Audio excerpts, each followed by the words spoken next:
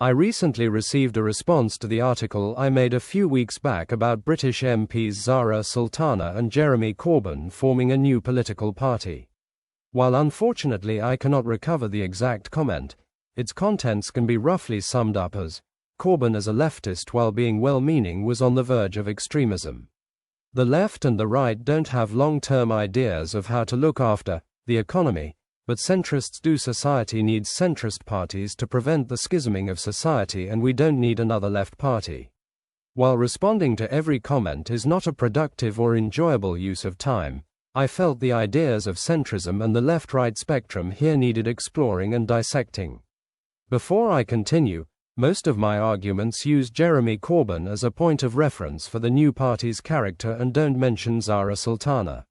While this may be unfair, as she is most likely going to be representing the party going into the future, because Jeremy Corbyn has led the Labour Party in the past, most of this article will revolve around him. Now, I used the word left to refer to the new party. This was for two reasons. Firstly, it matches a public understanding of where the party will most likely lie on the political spectrum. And secondly, I used the identifier left for the sake of brevity. The narrative flow of an article can easily be broken if the author properly dissects the meaning of every important term used.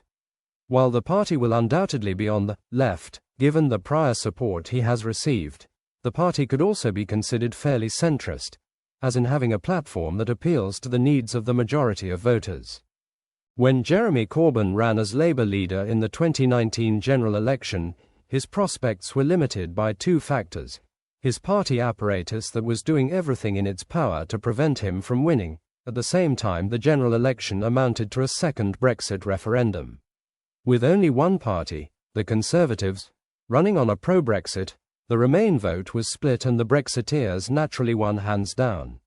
That is a massive oversimplification, I'm aware of that. Not all Brexiteers held their noses and voted for BJ.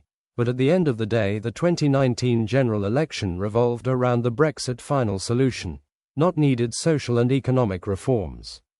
If the 2019 general election had taken place with a party united behind their leader and without that extreme framing, it would have gone very differently.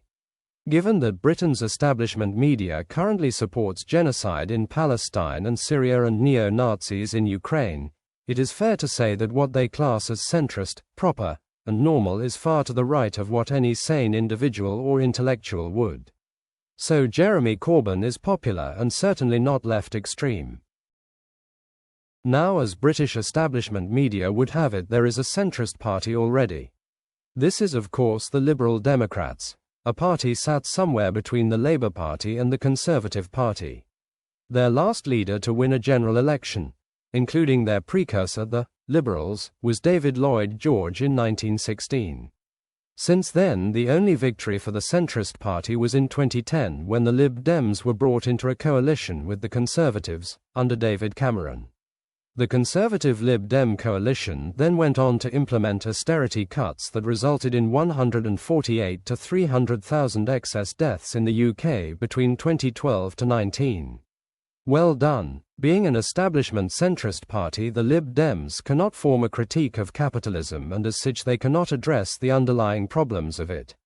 Sure, they may have policies for deadheading the roses, but at the end of the day for them greed is still good. They react to the policies of the two dominant parties they sandwich themselves between, so they don't really have the mindset for coming up with any fundamental worldview or idea how to fix or deal with any of the underlying problems of reality. By contrast, by including socialists, Jeremy Corbyn's shadow cabinet had the ability to properly critique the core problems of the economy and society and had a better understanding of how to reform it and make positive long-term change. With regard to the point on extremes of the political spectrum, the extremes of the right wing only emerge because of the abject failure of establishment-approved parties to deal with society's problems while often making these problems worse.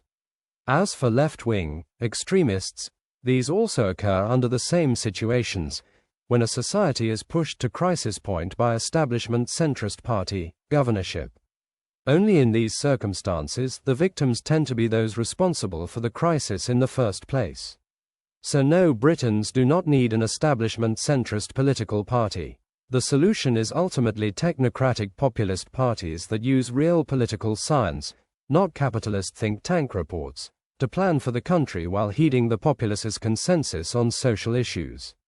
Establishment centrist parties have been responsible for the breakdown of the country, and it's about time they went away.